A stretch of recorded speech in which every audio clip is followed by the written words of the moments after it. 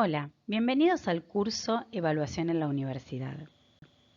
Este curso es una propuesta del Teaching Lab que tiene como propósito brindarles herramientas pedagógicas y didácticas para la evaluación de los procesos de aprendizaje de los estudiantes y destacar también herramientas de feedback y evaluación para mejorar el proceso.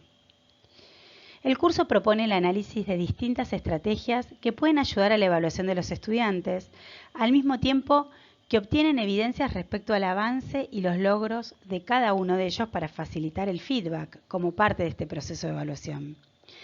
Mi nombre es Natalia Catalano y estaré a cargo de este curso que cuenta con 4 módulos. Se desarrollará con modalidad sincrónica con la intención de brindarles la oportunidad de participar a todos los docentes. Cada uno de ustedes podría ir regulando los tiempos de escucha de las clases y revisión de la bibliografía complementaria. La propuesta incluye actividades que podrán ayudarlos en el avance y comprensión de los distintos temas y la presentación de un trabajo final para su aprobación. Además, encontrarán bibliografía recomendada que complementará todo lo dicho en cada uno de los módulos. Como en cada curso realizado en el Teaching Lab, la aprobación del trabajo final otorga créditos. En este caso son 24 créditos, que serán considerados como antecedente académico dentro de la universidad. En este primer módulo vamos a hablar sobre qué es la evaluación, su definición y tipos y el lugar y relevancia que debemos darle en la clase. Vamos a revisar algunos problemas de la evaluación, enunciar algunas prácticas consideradas favorecedoras para llevar adelante un buen proceso de evaluación y vamos a describir cómo se relaciona la evaluación con la enseñanza, las funciones que tiene y qué significa la evaluación en progreso, cómo la evaluación permite regular el sistema de enseñanza y el proceso de aprendizaje y tiene como función principal permitir la toma fundamentada de decisiones. ¿Comenzamos? La evaluación tiene como propósito valorar en qué medidas se están cumpliendo las metas de calidad asociadas a los aprendizajes que se espera que logren los estudiantes. Esta valoración implica la finalidad de detectar las dificultades y progresos de los estudiantes para de esta manera poder tomar decisiones con toda esa información. Esto significa que debemos tener claro desde el inicio qué es lo que queremos que los estudiantes aprendan, cuáles son los objetivos de aprendizaje que vamos a plantear y a partir de allí ofreceremos una batería de estrategias, bibliografía y actividades que conformarán nuestra clase. Es importante que la evaluación esté planificada desde los comienzos, no solo para el docente, también para los estudiantes. ¿Por qué es importante? Para que conozcan las expectativas y los resultados buscados por las clases. Es importante también saber que se pretende que los estudiantes aprendan para diseñar cómo enseñarlo y cómo evaluarlo, para poder valorarlo. En este curso vamos a profundizar sobre la definición de qué y para qué evaluar. Para esto me gustaría que dediquen unos minutos a pensar cómo definirían a la evaluación. Si pueden, escríbanlo en una hoja o en un archivo de texto para retomar más adelante y revisar si modificaron en algún sentido la visión que hoy tienen. Espero que hayan podido hacer sus anotaciones. Ahora les pido que cada uno se tome nuevamente unos minutos para pensar qué implica la evaluación. Para esto les propongo mirar un video y reflexionar sobre alguna situación semejante que identifiquen como docente o como estudiantes.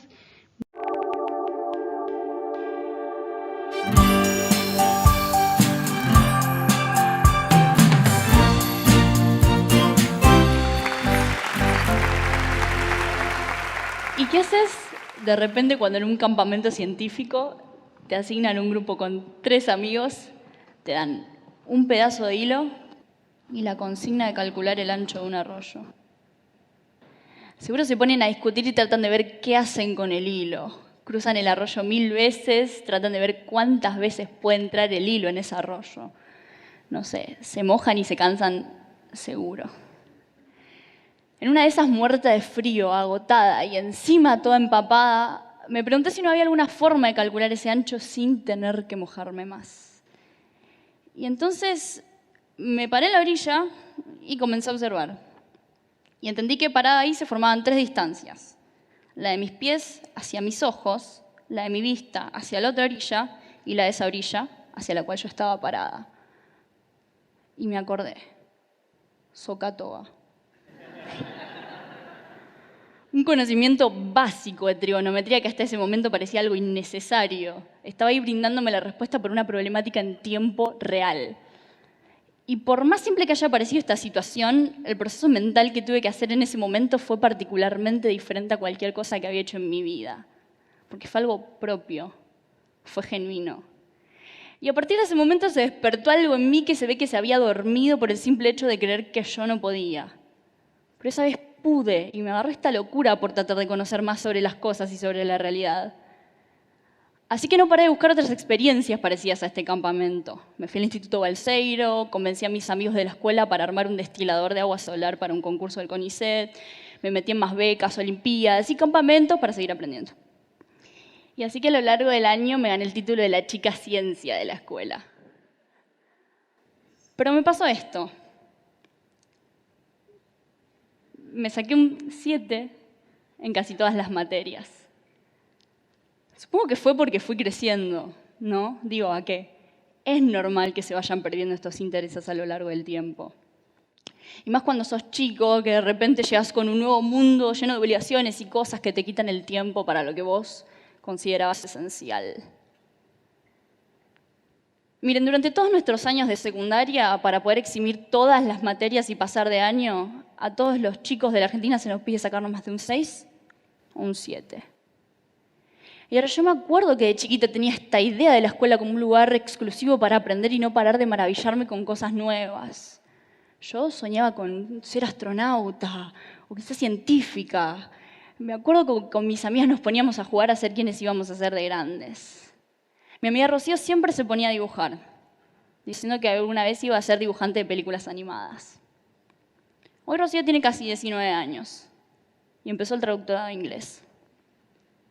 ¿Qué pasó durante esos 10, 11 años de vida con ese sueño?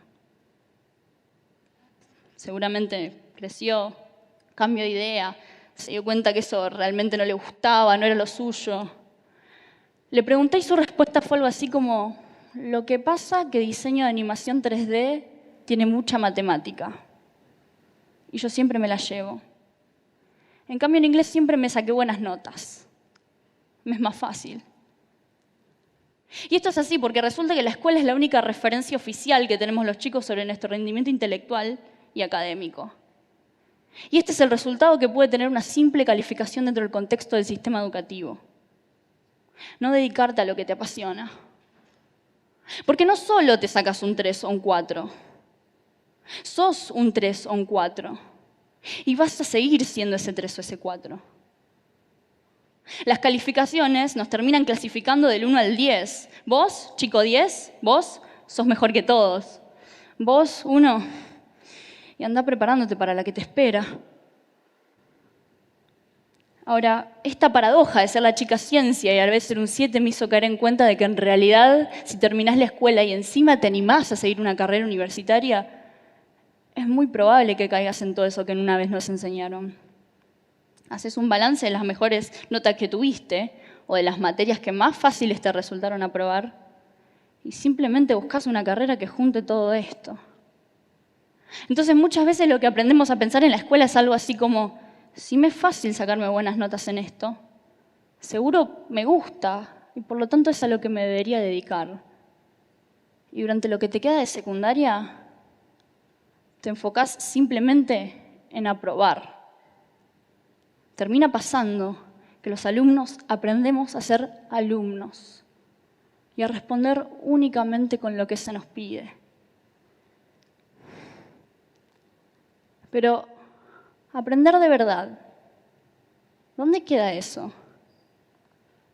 Requirió mucho esfuerzo entender que yo era más que mi nota, que soy más que esos 7. Y cuando lo hice, mis notas no cambiaron mucho. Ahora, lo que sí cambió es que empecé a aprender. Pero ¿hasta qué punto podés revelarte y descuidar tus notas? Digo, sí, podés evadirlas, diciembre, marzo, previas. Pero si tu revolución te sale mal, repetís de año. No podemos hacer esto solos. Necesitamos ayuda. El sistema educativo necesita un cambio. Yo les puedo asegurar que la pasión y el interés que tiene esa chica, Rocío, mi amiga, por el dibujo, vale muchísimo más que un 3 o un 4 en cualquier materia. La escuela debería ser ese lugar que nos enseñe a pensar, a buscar eso que tanto nos enamora, a ser de la manera que queremos ser y no la que nos dicen los números que somos. Hoy mi boletín seguirá diciendo que soy un 7, sí. Mis compañeros, mis docentes y mi establecimiento educativo seguirán teniendo esta contradictoria chica ciencia llena de 7. Pero para mí, soy más que un número. Ahora, ¿las calificaciones son algo realmente útiles, necesarias? No sé. Pero mostrarnos durante todo nuestro proceso educativo que somos y podemos muchísimos más que esos números, estoy convencida de que eso es algo indispensable. Muchas gracias.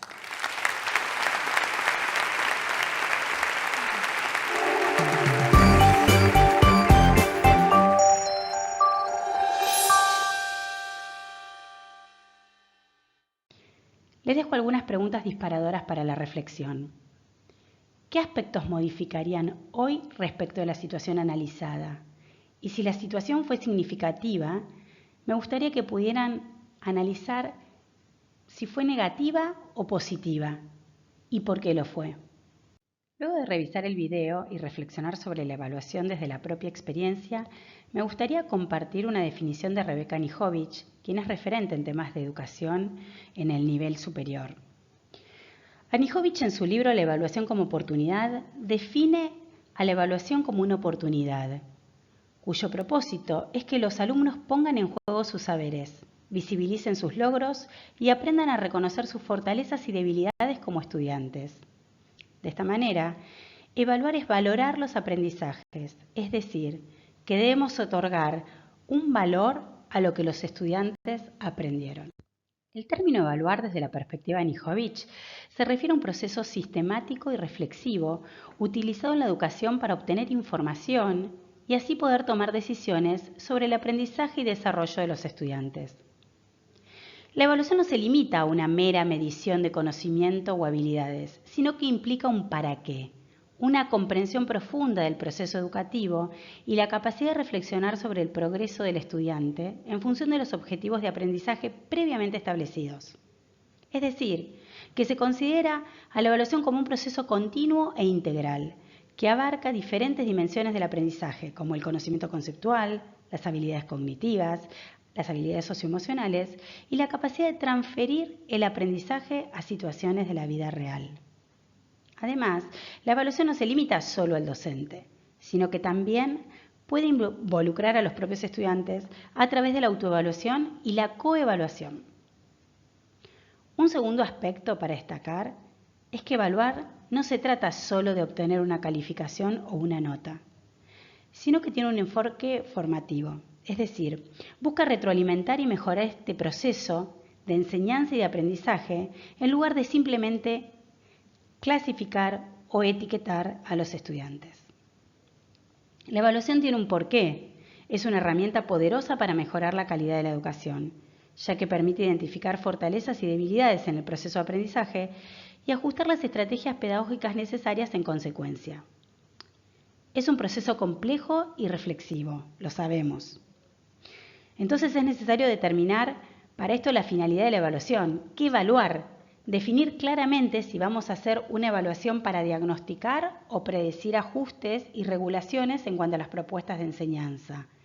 O si vamos a registrar o verificar el nivel de desempeño de los estudiantes en función de un nivel de logro de los objetivos. O si vamos a ofrecer devoluciones y orientaciones vinculadas con ese proceso de evaluación. O simplemente certificar si el estudiante alcanza o no las competencias mínimas requeridas. Para esto es importante definir criterios de evaluación que permitan buscar evidencias que se van a ir recolectando como información concreta de los logros de los estudiantes y que permitan formar y construir un juicio de valor respecto de lo comprendido y aprendido por el estudiante. En este sentido, entonces, podemos decir que la evaluación es una herramienta para conocer el impacto logrado. Es un proceso básico tanto para dar seguimiento al progreso de los estudiantes como para conocer si la respuesta de los docentes y de la universidad se adecua a las necesidades relevadas en ese diagnóstico que hicimos o en la propuesta del programa de la materia, es decir, que nos permite realizar ajustes. La evaluación es una pieza clave tanto para los estudiantes como para los profesores, de todo el proceso, ya que permite evidenciar cuáles son las necesidades prioritarias que se deben atender y de esta forma recolectar la información del progreso para realizar los ajustes necesarios en la planificación o en la estrategia propuesta para el aula. Además, le brinda al profesor y al estudiante la posibilidad de identificar errores y dificultades, y al estudiante puntualmente la posibilidad de desarrollar autonomía en su propio proceso de aprendizaje. Vamos a referirnos a 3 ideas clave para comprender la evaluación en el ámbito de la educación. También vamos a desarrollar las funciones de la evaluación. Previamente revisamos de qué se trata evaluar, su importancia para el docente y para el estudiante. Retomando algunas de las ideas mencionadas, vamos a sintetizar 3 ideas clave para comprender la evaluación en el ámbito de la universidad. En primer lugar, la idea de que la evaluación se relaciona tanto con la enseñanza como con el aprendizaje. Las evaluaciones no solo permiten analizar los logros y progresos de los estudiantes, también brindan información que puede ser utilizada para mejorar la enseñanza. Y en este sentido, el texto de Feldman, está sugerido en la bibliografía, explica por qué la evaluación permite regular el sistema de enseñanza y el proceso de aprendizaje y tiene como función principal permitir la toma fundamentada, y esto es importante, fundamentada de decisiones. Esto significa que la evaluación es parte integrante del proceso de interacción que se desarrolla entre el profesor y el alumno, refiriéndonos a la primera idea importante, que la evaluación se relaciona con la enseñanza y con el aprendizaje. Es un proceso general y por esto es importante reflexionar en la relevancia de la evaluación de los aprendizajes de los estudiantes y su incidencia en las decisiones y las acciones que favorezcan la mejora de las producciones y exámenes. También en la incidencia en la revisión por parte de los docentes en sus propias prácticas y los ajustes en las estrategias que realicen o que puedan llegar a realizar en sus clases. Esta primera idea se refiere a la perspectiva de Alicia Camiglioni, referente y educadora argentina, sobre la importancia de la evaluación en el contexto educativo. Ella sostiene que la evaluación es necesaria en todas las etapas del proceso educativo. No es solo una actividad aislada que se realiza al final de un proceso de enseñanza, sino que es una parte integral e inherente de todo el proceso educativo, desde la planificación y diseño de la enseñanza, pasando por la implementación de las estrategias pedagógicas elegidas, hasta llegar a la retroalimentación que genere la mejora del proceso. La evaluación no se limita simplemente a la medición del resultado final del aprendizaje, sino que abarca la observación y el seguimiento constante del progreso del estudiante, la identificación de dificultades y necesidades y, por supuesto, la retroalimentación oportuna para guiar el proceso de enseñanza de manera efectiva. Esta idea remarca cómo la evaluación no debe ser considerada como una actividad externa o ajena al proceso educativo, sino que debe estar integrada y vinculada estrechamente con las estrategias pedagógicas utilizadas para enseñar en la clase. La evaluación formativa que se realiza durante el proceso de enseñanza y aprendizaje permite identificar las necesidades que tienen los estudiantes y así nos permite a los profesores ajustar la enseñanza en consecuencia de eso que diagnosticamos, lo que contribuye a un mejor logro de los objetivos educativos previstos. Entonces, de nuevo, la evaluación es una parte integral del proceso de enseñanza y aprendizaje que va más allá de la mera medición de del resultado final y que se realiza de manera constante durante todo el proceso educativo para mejorar la calidad de lo que los estudiantes van comprendiendo y aprendiendo.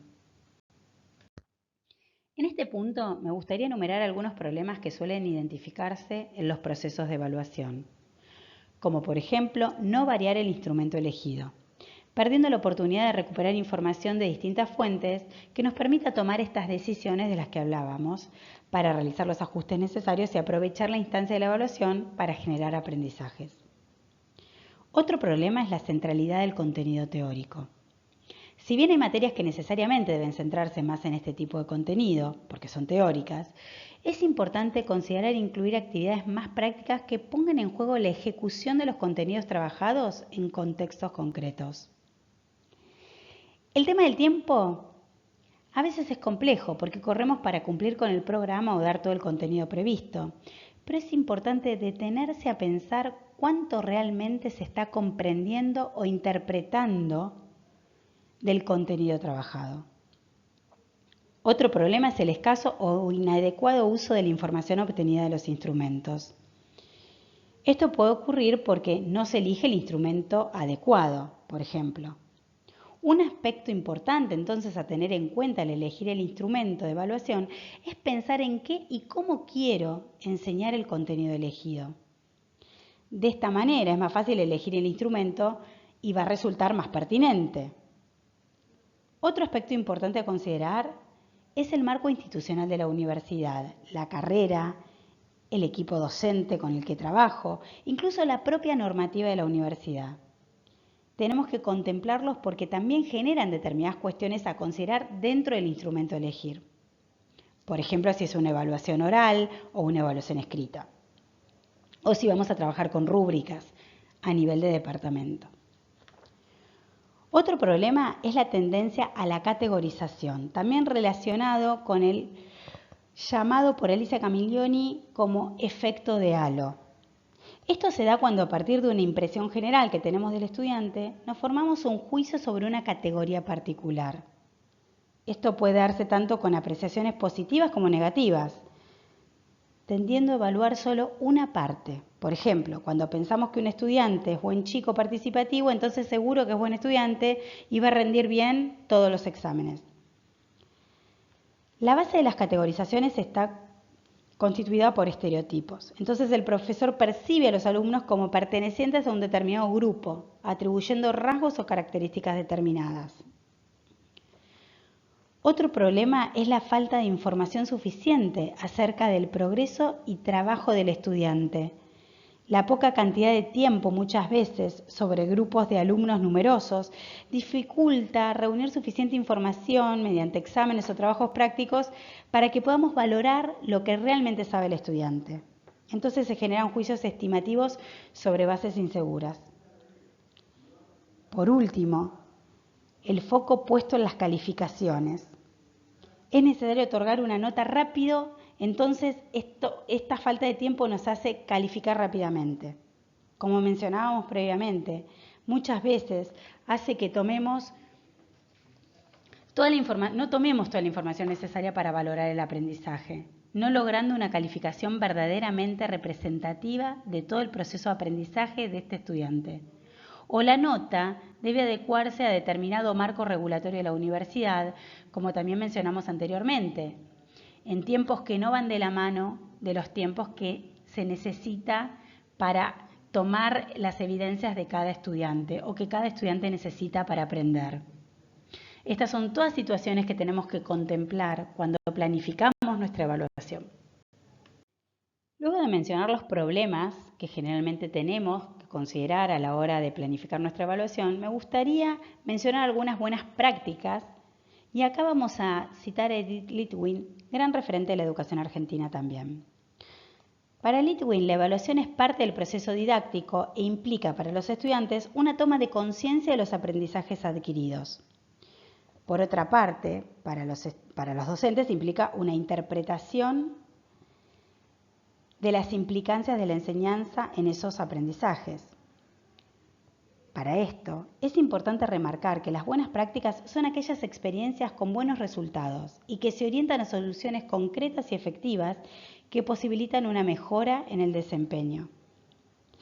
Entre las destacadas podemos mencionar algunas. En primer lugar, las evaluaciones deben ser parte de las estrategias incluidas para enseñar. Deben ser comunicadas y explicadas a los estudiantes. No deben ser estrategias incluidas sorpresivamente. Deben hacerse explícitos los objetivos y procesos a considerar y guiar al estudiante mediante el feedback permanente. Esto lo trataremos más en profundidad en el próximo módulo. Es importante trabajar sobre el clima de la evaluación. que será vinculado al clima que se pueda ir generando en las clases, por supuesto. Otro aspecto importante a incluir son los desafíos cognitivos complejos que puedan dar cuenta de la adquisición de conocimientos que permiten resolver problemas percibidos como reales y relevantes, en vez del aprendizaje de conceptos y reglas más o menos mecánicos y cuyo valor es difícil de percibir. Y es importante también que estos desafíos sean parte de las clases, que no se encuentren solo en las evaluaciones. De esta forma, si las actividades evaluadas demandan el uso del conocimiento en relación con lo trabajado en las clases, con la modalidad en la que se trabajaron los temas, entonces el alumno va a tender a ver esto como natural y relevante.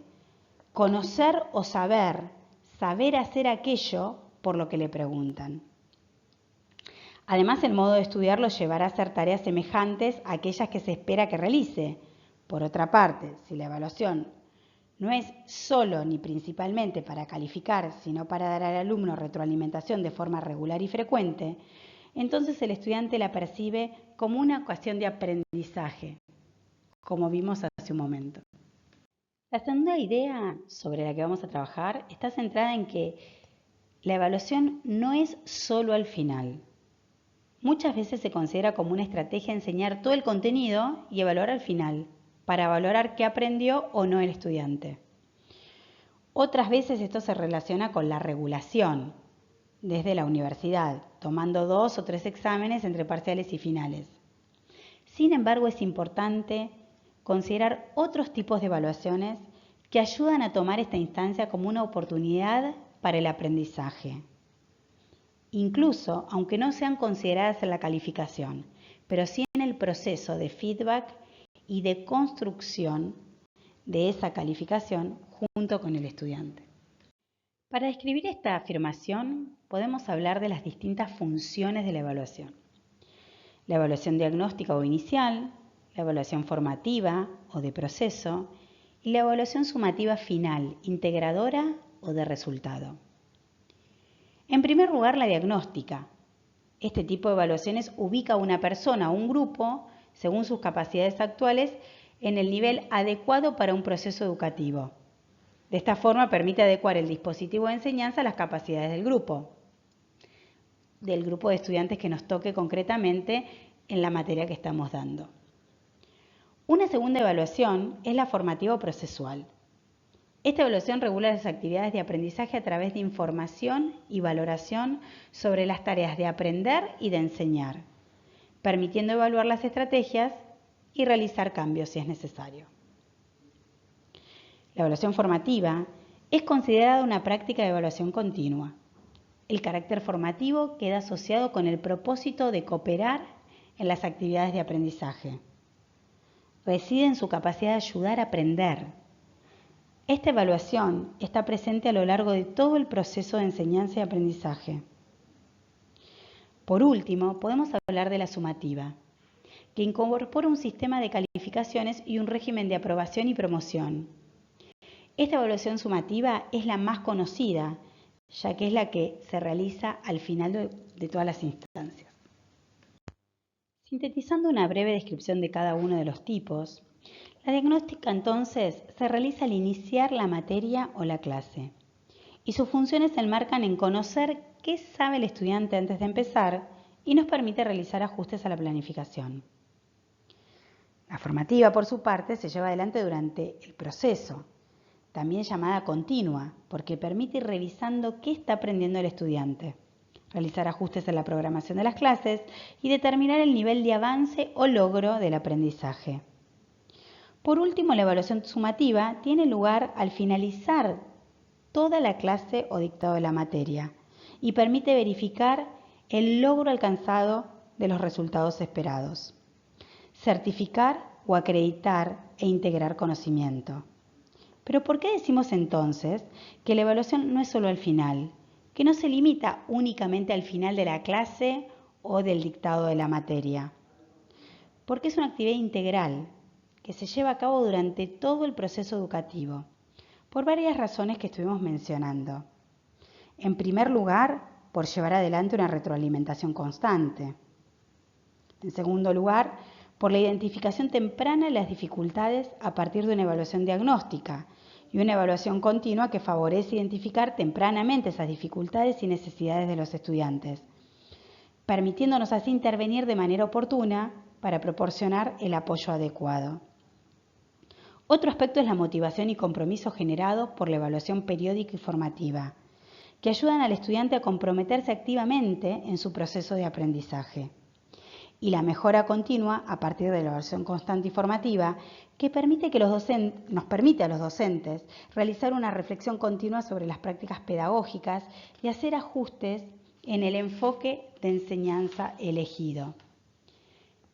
Entonces, la evaluación no se limita al final del proceso educativo, sino que es una actividad integral que se lleva a cabo durante todo el dictado de la clase o de la materia.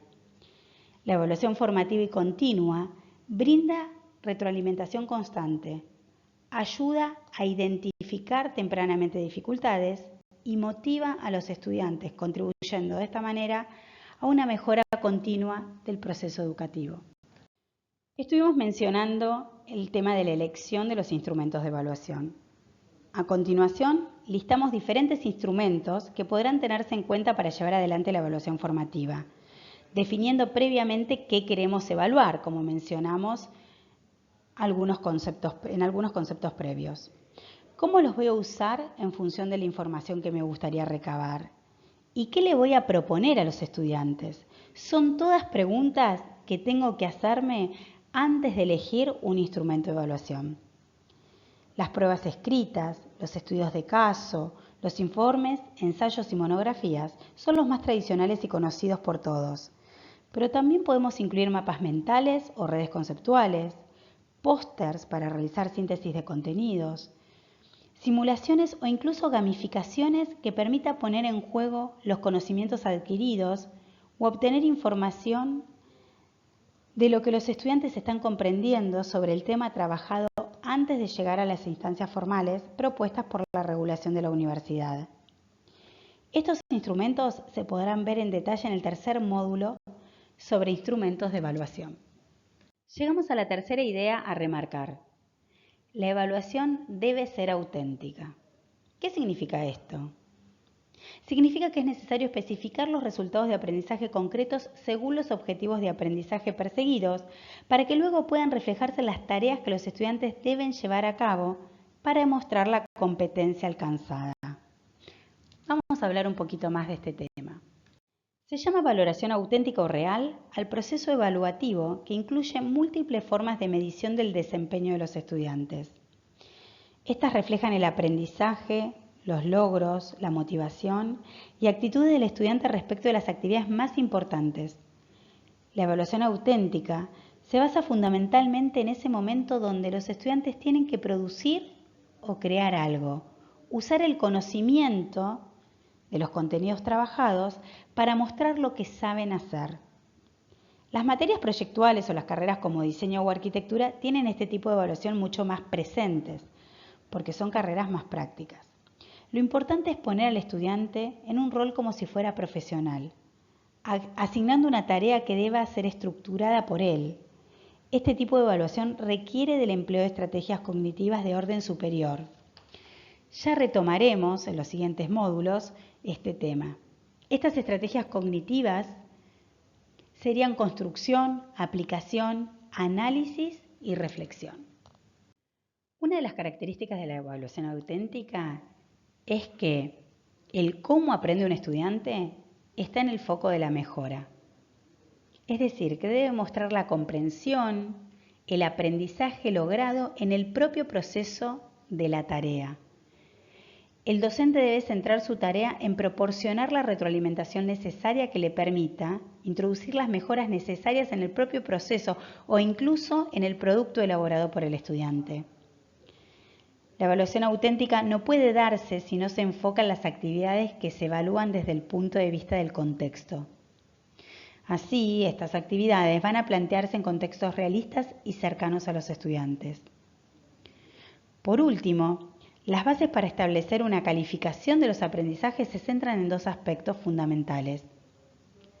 Por un lado, los estudiantes deben conocer de antemano los criterios de desempeño por los cuales van a ser evaluados. Incluso, deberían lograr ser partícipes de su desarrollo. De esta forma, la evaluación se convierte en un proceso público, participativo y transparente.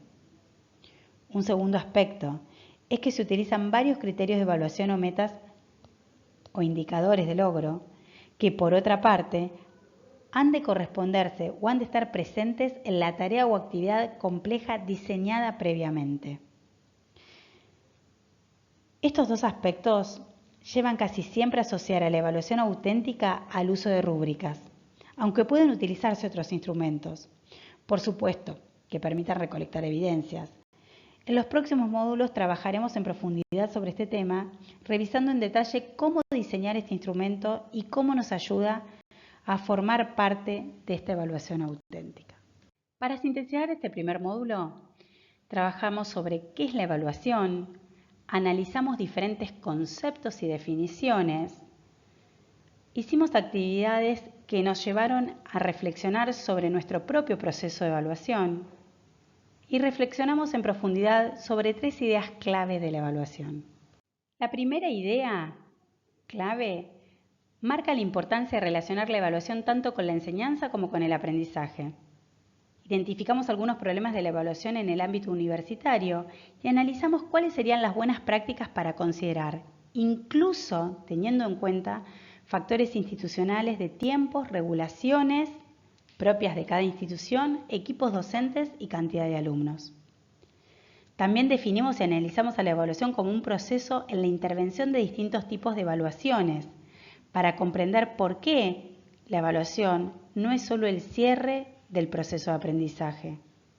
Además, revisamos la recomendación de trabajar con la evaluación auténtica, tomando en cuenta y definiendo las competencias que queremos incluir como tercera idea. Como en cada curso, compartimos bibliografía sugerida. Su lectura no es obligatoria, pero cuentan con la posibilidad de guardar los links y consultarla en otro momento. Para este primer módulo les recomiendo algunos textos breves y muy descriptivos. Los espero en el próximo módulo. Recuerden que cuentan con una actividad de reflexión para completar y analizar los temas trabajados. Muchas gracias por su participación.